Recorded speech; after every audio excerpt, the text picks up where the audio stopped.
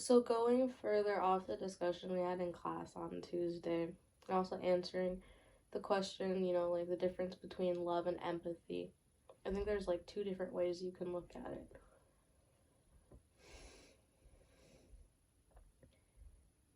To be able to love, I think you have to be able to be empathetic and understand empathy and other people, like the people you're trying to love. But I don't think there has, and I guess the other way it goes into it, you have to be able to feel for the people that you're connected with. So I guess they're not necessarily the same thing, but you kind of have to have one to fully understand the other. I think you can feel empathy towards someone but not necessarily love them, but I feel like to love someone you also have to have empathy for them, because then you really kind of like understand them as a person and know where they're coming from. So now in Bulo-san's book, there are lots of things to like look at.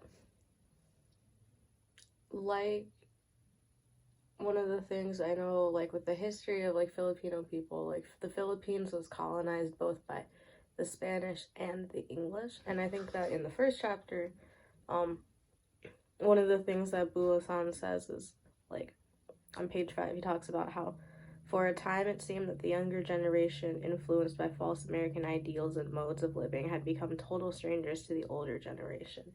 And I think that that could like be interpreted in multiple different ways. I think one that just like it happens in every country and in every generation that the younger people have a different realm of influences than the older people. And so like their views and ideas are now changing, and they're like wanting different things. But I think also some of that gap, even though like the Philippines was colonized by the Spanish a long time ago, could also be just like cultural differences based off of the people that were colonizing the country. Because like how America would choose to run things when they had power over a country is definitely a lot different than how the Spanish would choose to run things when they have power over a country. So not only are there like the traditional Filipino norms that might be changing, that people are taught when they're younger and like upheld, there's also those cultural things that are like the influences that are changing as well. So you might be growing up learning like traditional Filipino values, but also some of that could be influenced by the powers that are in charge of the country at the time.